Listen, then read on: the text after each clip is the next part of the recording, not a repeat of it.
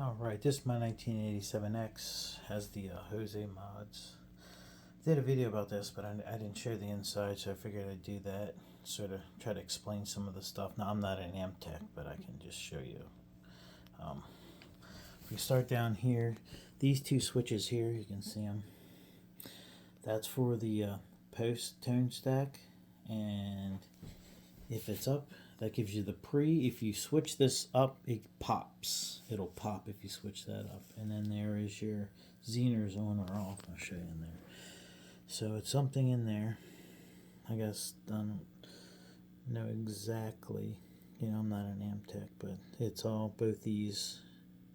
Your Zener's are probably those little resistors there. Maybe that's what they are. I don't know. Unless it's somewhere else on the amp.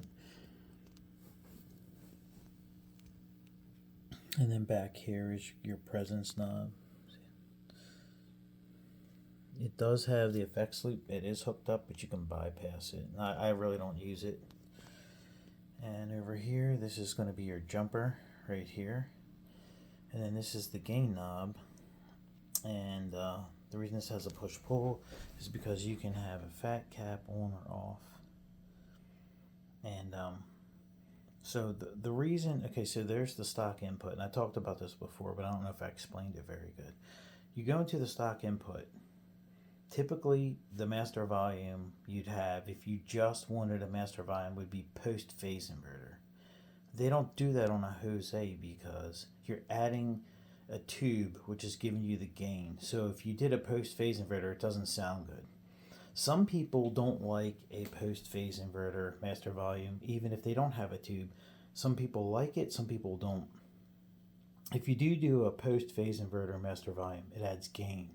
Because you do lose some when you add a master volume. So they're trying to put it back in. But some people claim, oh, it's not good sounding gain. It doesn't sound good at all. So, it's personal preference. So in here what I do is I just add this Archer. That's what I use right there when I'm in the stock input, and it sounds fantastic. Now you do have, obviously, the fat cap. You pull this out. Now you have a fat cap. And that is your gain knob as well. And that fat cap works in every channel. These Zener's and post or pre, trying to look at the thing and do that. So your pre or post or the Zener's work in every channel. So I can have it in the stock channel. I can add the Zener's if I want. I can change the master volumes. Or I can have the fat cap on or off. And I can do that in every channel. So it's really versatile. You can get a lot of different sounds out of the amp.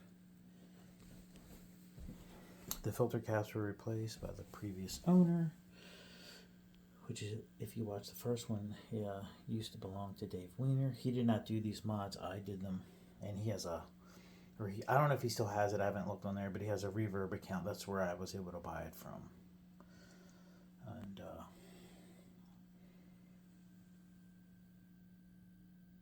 he's local in PA. Like on his page, he says he rather meet up, or what. He doesn't want to mail things, so he will just meet up with people and sell the stuff. So if you don't live around PA, you probably can't buy anything. I'm in Pennsylvania, so I know he was selling a lot of stuff and a lot of different amps. So if you want something, he has, because he has really nice stuff. I don't know if he still has it. I don't know if he sold everything. Like I said, I haven't looked on there in a long time.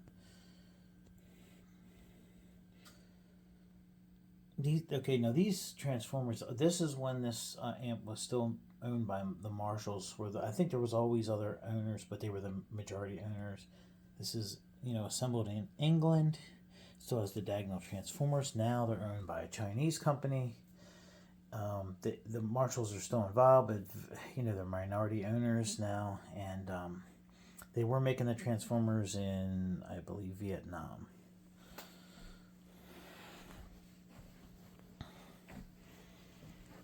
Okay, and what I'm doing is I was putting these, I tried some different tubes, and those Mullards, they're just the best. These are the new, let me show you, new sensor Mullards. I find these sound the best in the amp. I tried 6C7s, I got electro harmonic ones, which are smoother sounding, but they just, when you crank it, when you crank the amp with those electro harmonics, it just doesn't sound very good. It just hits the speakers too hard. It sounds better with this. There's an attenuator there. It sounds better with the attenuator with the electro harmonics than it does without it. And typically, your amp sounds better without an attenuator, right? Because with the Mullards or the 6CA7s, it sounds way better without the attenuator on. So I'm like, yeah, let's get these Mullards back in here.